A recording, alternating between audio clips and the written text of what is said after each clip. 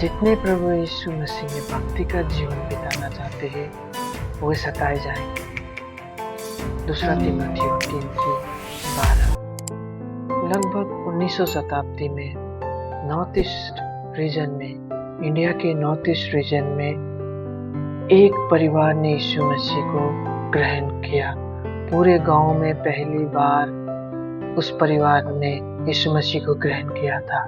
उस व्यक्ति का नाम था नोक्स। ये परिवार धीरे धीरे मसीह में बढ़ता गया और विश्वास में दृढ़ होता गया, और ये बात धीरे धीरे गांव में फैलता गया।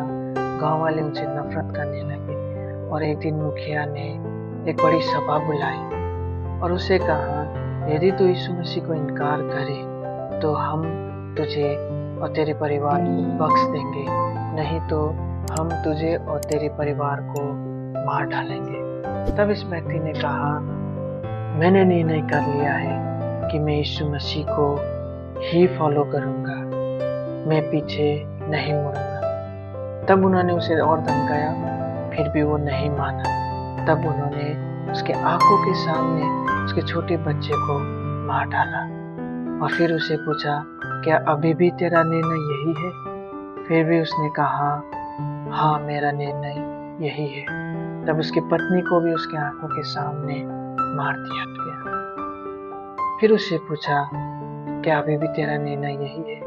तब उसने कहा, क्रूस मेरे आगे, दुनिया मेरे पीछे, मैं नहीं लौटूंगा, मैं नहीं लौटूंगा। और फिर उसे भी मार दिया। इस घटने के कई समय बीतने के बाद वहाँ के सारे गांव वाले ने धीरे धीरे करके यीशु मसीह को ग्रहण कर लिया।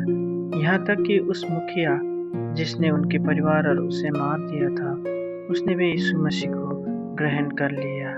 और उसके जो आखिरी शब्द थे उससे गाना या भजन बनाया गया, और वो भजन है, यीशु के पीछे मैं चलने लगा, ना लौटूंगा ना लौटूंगा।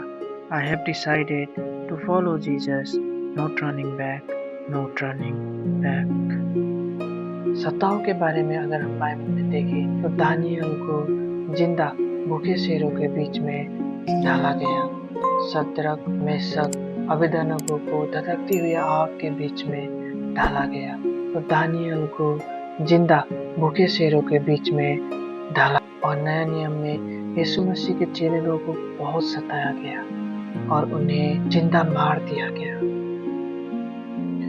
भाई और बहनों, यीशु मसीह में चलना आसान रास्ता नहीं है, क्योंकि यीशु मसीह ने खुद कहा है मत्ती रचित सुसमाचार 16:24 में, यदि कोई मेरे पीछे होना चाहता है तो वो खुद को इनकार करे और क्रूस उठाए और मेरे पीछे हो ले।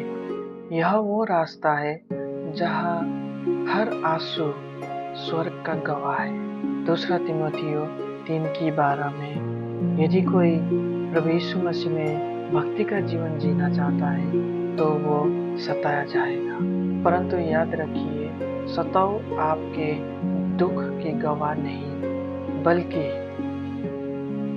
आपके विश्वास का विजय का प्रमाण है। हो सकता है आज आपको भी विभिन्न प्रकार के सताव को सहना पड़ रहा होगा। आपके परिवार से, आपके गांव से, आपके कार्य करने के क्षेत्र से लोग आपको घृणा करते होंगे, आपके हाथ के पानी तक भी नहीं पीते होंगे, लेकिन आपको याद रखना है, उनका तिरस्कार आपका ताज बन जाएगा। मत्ती रचित सुसमाचार 5:10 में, धन्य है वे जो धर्म के कारण सताए जाते हैं, क्योंकि स्वर्ग का राज्य उन्हीं का है। इसलिए डरिए मत, आप अकेले नहीं हैं, परमेश्वर का हाथ आपके कंधे पर है, स्वर्ग की सेना आपके पीछे खड़ा है।